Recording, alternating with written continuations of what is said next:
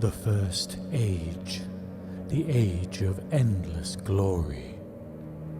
The elves were once but a single race that lived in peace and contentment amidst the paradise of Ulthuan.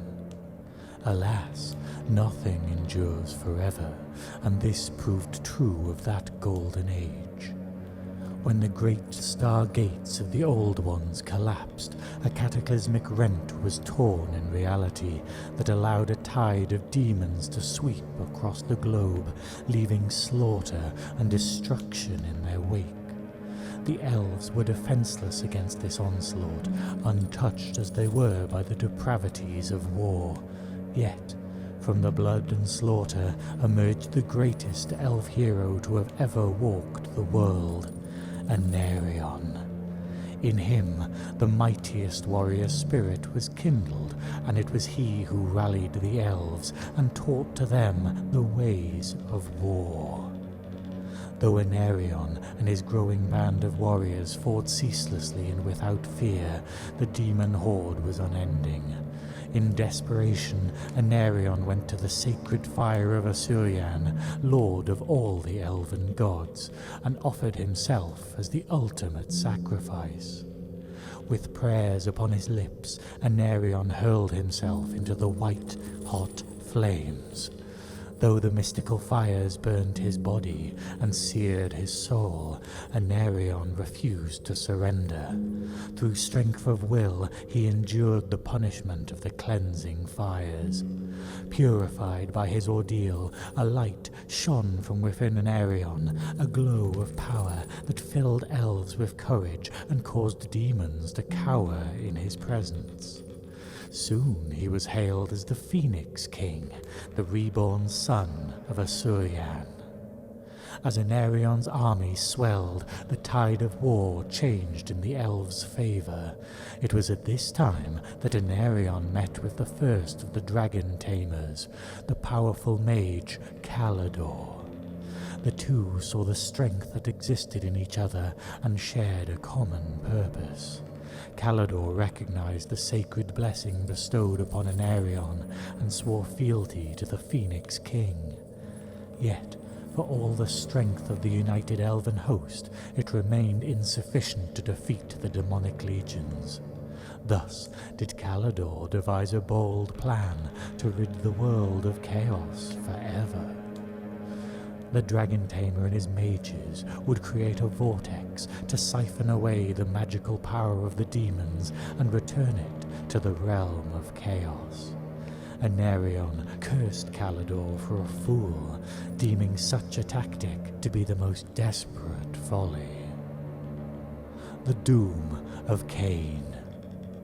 Aenarion then heard news that was to quench the fire of his heart and turn it into a chill hatred. His wife, the Ever-Queen Astariel, was slain, and his children were missing. In a cold rage, Aenarion swore that he would destroy every demon in existence in vengeance for this act.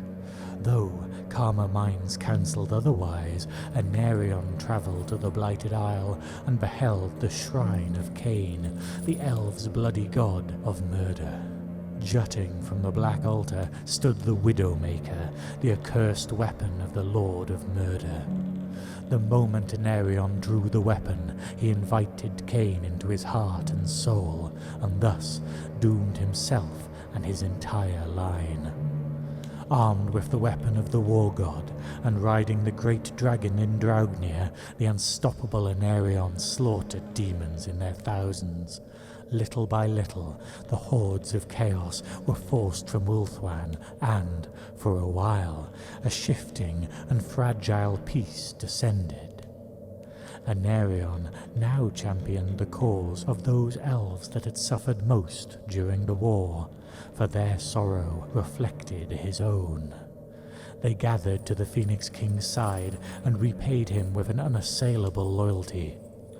Aenarion soon came to trust these new followers more than his allies of old, and, with their aid, founded a new kingdom in bleak Nagarythe. It was fitting Aenarion said that a king should rule from a land that matched his mood. Where other elves fought to survive, Aenarion's warriors fought for the joy of fighting and slew for slaying's sake. They sneered at the weakness they saw abound in other lands, and swore never to stoop so low themselves. In time, Aenarion took another wife, the beautiful seeress Nagarythe, whom he had rescued from the predations of a Slaaneshi host. Many were surprised at his choice, for Nagarythe was as different from Astariel as night is from day, but by now the Phoenix King had become so grim of outlook that few dared question him on any decision, let alone one so personal. To those that did inquire, Aenarion said simply that he had chosen a consort suited to the times at hand, and would be drawn no further on the matter. Whilst it was plain to all that Nagarythe truly loved Aenarion, none could ever be certain that he returned her affections. By that point, the Phoenix King rarely seemed to embrace any emotion that was grounded in aught other than anger or despair. Conversely, it was utterly apparent that Aenarion had come to rely on Nagarythe's counsel almost to the exclusion of all others. With each year that passed, her influence became ever more evident in every decision he made. The elves of other lands looked upon this development with increasing levels of concern, but the folks of Nagarythe cared not, for they loved Nagarythe almost as dearly as they did their king. In time, Nagarythe bore Aenarion a fine son and heir, whom they named Malekith. The young prince had inherited all the many gifts of his parents, and under their tutelage became not only an accomplished warrior and skilled mage, but also a leader of great quality. The court of Aenarion had become a wild place, full of savage gaiety and bitter mirth. By then, few in Nagarythe believed it was even possible to win a lasting victory against the demons, so they took what joy they could in every moment. Not every outlet of their indulgence was entirely wholesome, however. Hunting, dueling, and other blood sports became increasingly common, and rumors abounded of sacrifices to forbidden gods. War and death had become the twin obsessions of Aenarion's court, and many of his oldest friends, Calador amongst them, could bear it no longer, and departed to found a kingdom in the southern mountains. Calador's betrayal angered Aenarion greatly, and for a time many feared that Ulthuan would war amongst itself, and perhaps it would have done had the demons not come once again in numbers that far outshadowed any previous assault. The Great Ritual. The war between elves and demons then reached its final stage. Touched by Aenarion and marked by Khaine, Aenarion was all but invincible, but he could not be everywhere. Ulthuan stood on the brink of destruction, and would surely have fallen had it not been for Calador. When the ancient mage beheld the demons' renewed onslaught, he deemed it beyond the power of the elves to contain. Thus, he sent no forces to aid Aenarion's counterattack, instead gathering his followers on the Isle of the Dead to begin the desperate ritual to drain the demons' magical lifeblood from the world. When Aenarion learned of this, he was torn. Calador had betrayed him a second time, but, in doing so, had created a slim chance of victory. Pride and duty fought in Aenarion's soul. Pride urged him to leave Calador to his fate, to fight on, heedless of consequence. Ultimately, the Phoenix King found he could not set his duty aside. Marshalling his followers one last time, Aenarion bade them to ride to Calador's aid. Nagarythe, fearful of losing her king, pleaded with Aenarion not to go. She begged him to stay, promising a life together through all the ages of the world. But in this one matter, Aenarion would heed her not. Climbing wearily onto Andraugnia's back, he left his weeping wife behind and rode to meet his destiny. What followed was a battle that shook the world. As Calador's mages began their great work, the host of Nagarythe hurled itself at the demon horde with a fury born of desperation. Under wailing skies, racked with fire and lightning, they held the line in Aenarion's name.